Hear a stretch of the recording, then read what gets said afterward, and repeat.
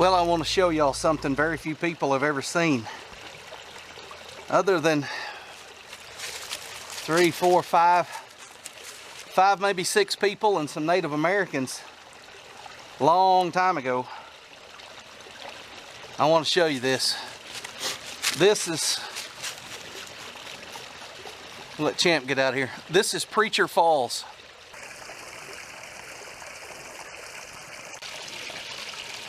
Preacher Falls tumbles down the shoals, coming into pools and forming other pools, flowing out of those pools, falling and flowing and falling and flowing and making a big pool at the bottom.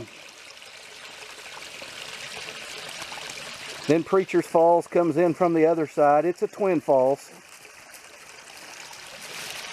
As Preacher Creek flows in and enters the same pool. To give you an idea of size, look at Champ. Oh, these things are, oh, you know, 3-4 feet at least.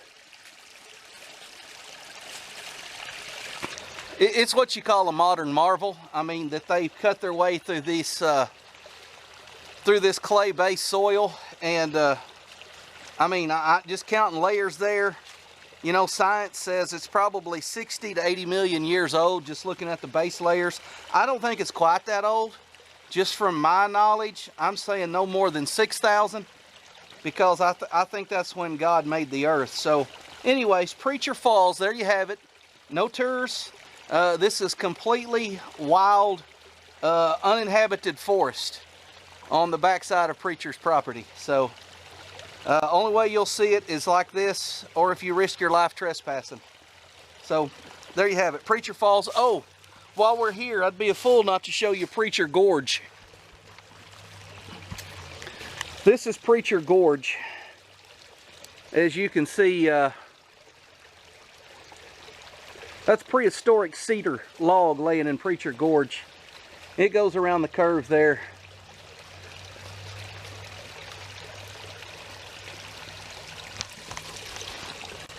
So there, y'all have seen stuff that most people will never see in their lifetime. All through the beauty of YouTube, you get a self-guided tour of it. Right, Champ? Right, Champ? Champ's been protecting me. He don't want to get down here this close to the edge. Right, buddy? Right? Right, buddy? Hey, now, don't push me off in there. Let's get up on top. I'm kind of on a ledge. Well, there you have it. I'll bring you in here for a closer look. No, I'm not holding it on there with duct tape. It's actually wired on. As you can see here, I have some baling wire that wraps around. When you twist it, it really tightens up and pulls the whole frame into the post. And if you'll notice up in here, the teeth are inside the slot. So the baling wire that I have here, it's actually the post and the tooth of the post that's holding it in. The baling wire is just holding it up to the T-post. And the duct tape was just my extra hands. So I have the gong here that Mark has loaned me, and I need to put a coat of paint on it. I've got a chain here in case I want to hang something else or anything like that. Then I've got about 3 foot of chicken wire, and I've just got it zip tied on. Chicken wire gets shot up over time. It's cheap, you can put more on. And then down here, same thing. You can see the baling wire, and the tape's just holding it till the baling wire could get in there. And here, I don't know how well you can see it because of the way I taped it, but the bracket is in between the lugs, so the bracket is like actually right here in between the 2 fence stays. So what is this? This is a bracket for shelving. It's actually the upright. And if you'll notice, these little slots are where your shelves would go. How you would connect it, you'd have one on the other end. It's about 7 foot 4 or 5 inches long, but my opening only allows for about 5 foot, so that's why I have an opening here. If I ever decide to open it up a little more, I can put another swinger here on this side. And so when you look at this, you're like, well, you don't have a backstop behind you. That's actually straight up. That's probably 30 foot above me, straight up. It don't look straight up because we're standing about, we're standing a little ways up it, but it's steep. If you look down this way, it gets real steep right here, and then it feathers kind of back out. But it's very steep, and if you look at the angle I'm shooting from, let's get over here in the shade of this tree. My house is probably at a 45-degree angle to where I'm shooting. So there's my back door and my back porch. You can see the corner of my back porch, the little opening we got coming down through here. So pretty safe backstop, because I'll actually be shooting down into it like this. That's about the angle. So there's my range. That's what I've come up with for now.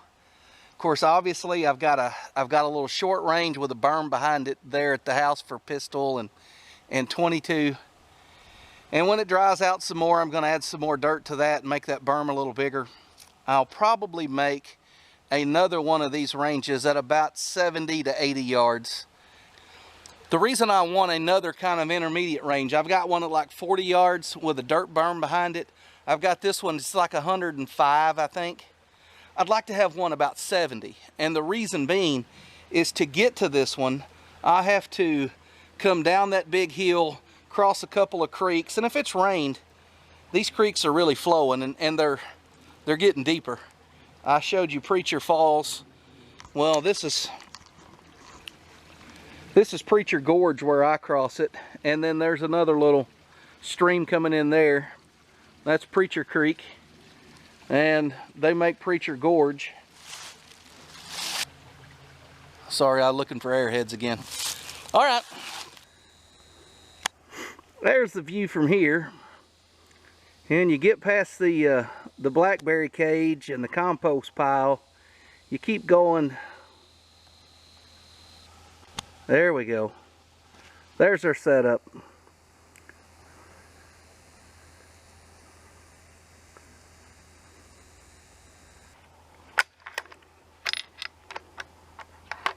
One more time and we'll call it christened.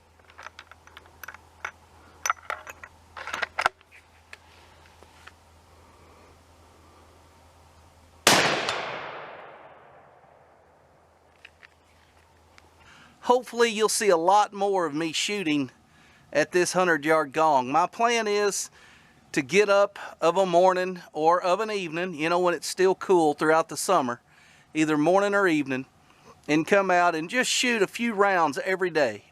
Maybe just a magazine full, maybe 5.